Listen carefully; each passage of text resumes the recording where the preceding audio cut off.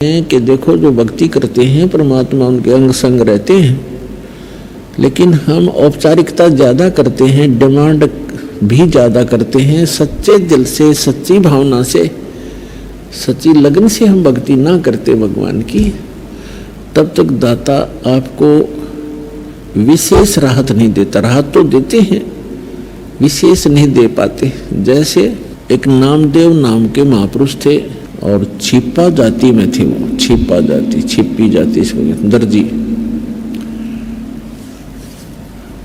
और पूर्व संस्कार थे, बहुत अच्छे पुण्यात्मा थे। पुण्यात्मा ही भक्ति के लिए भटकते रहते हैं, कोई न कोई साधना वो करते ही रहते हैं। अपनात्माओं जैसे नामदेव जी के माता पिता विट्ठल भगवान के पुजारी थे और पत्थर की मूर्ति बना रखी थी। जैसा भी कर्मकांड उनको बताया था वो एक औपचारिकता प्रतिदिन किया करते थे नियमित, कि प्रतिदिन सबसे पहले दूध निकाल कर गायों का भगवान विट्ठल की मूर्ति के सामने रखते थे, पर्दा लगा देते थे, और कुछ देर के बाद उसको उठा करके अपने सारे दूध में मिला करके अन्य भोजन में प्रसाद बनाकर वो खा लेते थे। एक दिन माता पिता को किसी कामवश एक हफ्ते के लिए बाहर जाना पड़ गया। नामदेव बालक ही था, 10-12 वर्ष का लड़का था। तो उन्होंने कहा कि बेटा आप घर पे रहना, भगवान विट्ठल को भोग लगाना, दूध सुबह सुबह दूध का भोग लगाना भगवान को, और पीछे भोजन करना। बेटा भगवान को भोग लगाए बगैर भोग आपने भोजन नहीं करना है, ऐसे याद रखना। कच्छा पिता माता पिता चले गए। सुबह नहा स्नान करके नामदेव जी ने कटोरा दूध का भर के भगवान विट्ठल की मूर्ति, पत्थर की मूर्ति के सामने रख दिया और करबद्ध खड़े हो गए कि भगवान विट्ठल भगवान भोग लगाओ, विट्ठल भगवान भोग लगाओ। अब उसको पूरे प्रोसेस का पता नहीं था कि कुछ देर में उठा करके माता पिता डाल लेते हैं अपने अन्य भोजन में।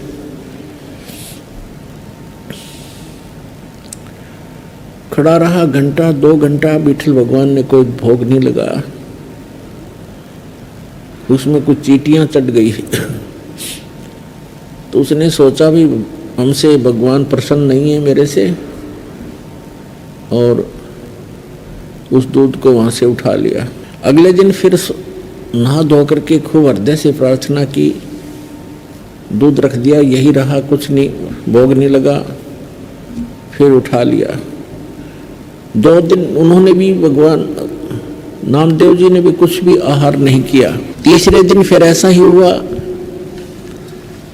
बच्चा था, भूख से बहुत व्याकुल हो गया और कहा भगवान जब तक आप भोग नहीं लगाओगे, मेरे माता पिता का आदेश है, आपका दास भी भोजन नहीं कर सकता। मुझसे अवश्य कोई गलती हुई होगी, क्योंकि मैं पूरी पूजा विधि से परिचित नहीं हूँ भगवान, बालक हूँ, मेरी कोई त्रुटि है, क्षमा करो। आप भोग नहीं लगाओगे, मेरे माता पिता मुझसे नाराज होंगे, मुझे गुस्सा होंगे, और भगवान आप भोग लगाओ, मेरी त्रुटि को माफ करो प्रभु। अब तीसरे दिन जाकर के भगवान ने देखा कि बालक, वह पत्थर तो था नहीं, वो तो कुछ सुन नहीं रहा था, कुछ कर नहीं रहा था। अब कहते हैं 100 साल सिद्धर मैं करूं अपने जन के काज, स्वयं परमात्मा आए सूक्ष्म रूप धारण करके, और पत्थर की मूर्ति के हाथ ऐसे आगे को बढ़ा दिए, उनमें कटोरा पकड़ा, और नामदेव समझ रहा है कि पत्थर पी रहा है, और पी रहे थे भगवान सूक्ष्म रूप में। नामदेव की खुशी का कोई ठिकाना ना रहा। नहाया धोया, भोजन पाया। उनके माता पिता आए, उन्होंने तो आते ही पूछा कि बालक है, कहीं गलती से भोग ना लगाया हो भगवान को। पूछा बेटा भगवान को, विट्ठल भगवान को भोग लगाया था ना? उन्होंने कहा माता जी भोग तो मैं प्रतिदिन लगाता था, लेकिन भगवान ने नहीं लगाया। भगवान ने तीसरे दिन भोग लगाया, 2 दिन कुछ नहीं आहार किया, और मैंने भी कुछ नहीं किया। मैं भी दुखी बहुत हो गया था, भूख बहुत सताती थी। लेकिन मैंने भोग नहीं, मैंने आहार किया नहीं। तीसरे दिन मैंने विशेष प्रार्थना की, भगवान भोग लगाओ, तब भगवान ने भोग लगाया। अब वो नामदेव के माता पिता उस बच्चे के मुंह की तरफ देख रहे हैं कि ये झूठ बोल रहा है। ये कह रहा है कि तीसरे दिन भगवान ने दूध पी लिया, बट विठल भगवान की मूर्ति ने, उन्होंने सोचा ये झूठ बोल रहा है, इसने भोग भाग नहीं लगाया और हमसे डरता कह रहा है। लेकिन बच्चे के आव भाव से लग रहा था कि झूठ नहीं बोल रहा। तो उन्होंने पूछा, बेटा सचमुच भगवान ने दूध पी लिया? तीसरे दिन पिया माँ। पिताजी तीसरे दिन पिया। अच्छा कैसे? हमारे सामने पिला के दिखा। अगले दिन सुबह उसी तरह दूध का कटोरा लेके स्नान करके रख दिया, दूध नहीं पिया विठल ने। अब नामदेव ने कहा, भगवान आपका दास आज मेरे माता पिता के सामने झूठा सिद्ध होगा, मुझसे फिर अवश्य कोई त्रुटि हुई होगी। भगवान हे मालिक, आप तो दयालु हो, भोग लगाओ प्रभु। उसी समय माता पिता के सामने मूर्ति के हाथ बड़े बड़े हुए, ऐसे जैसे आम हाथ होते ऐसे बन गए, और कटोरा पकड़ा और ऐसे दूध पी लिया। अब नामदेव के पिता का खुशी का ठिकाना नहीं रहा। उसने सारे गांव में बता दी कि मेरे पुत्र ने विठल भगवान को भोग लगा दिया, भगवान ने दूध पिया, हमारे सामने पिया।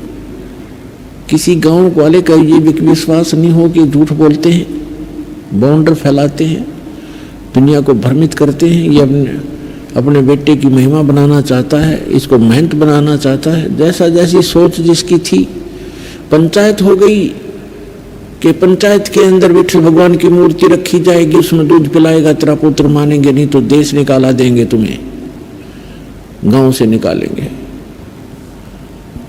पंचायत होगी, विठल बुला लिया, विठल भगवान रख दिए। नामदेव के पिता नामदेव पंचायत में हाजिर हुए। तब कहा कि नामदेव, यहां हमारे सामने मूर्ति को भोग लगा के दिखा। तो रख दिया दूध। काफी देर होगी, जब सब लाल पीले हो गए, झूठा है, कपटी है, देखा ना, तब नामदेव ने कहा कि हे भगवान,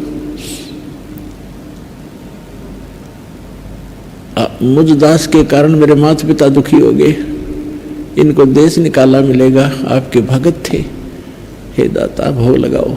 उसी समय उन सबके सामने ऐसे हाथ निकले मूर्ति से और गट गट दूध पी लिया उस परम पिता ने। बोलो सतगुरुदेव की।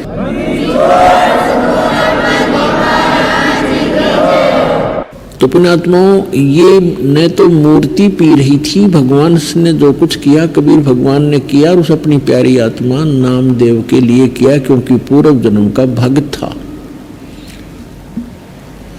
अब वर्तमान में ऐसी लीलाएं भी नामदेव के द्वारा हो गई थी, बहुत महिमा के पात्र भी बन गए थे, लेकिन मोक्ष नामदेव जी का नहीं था।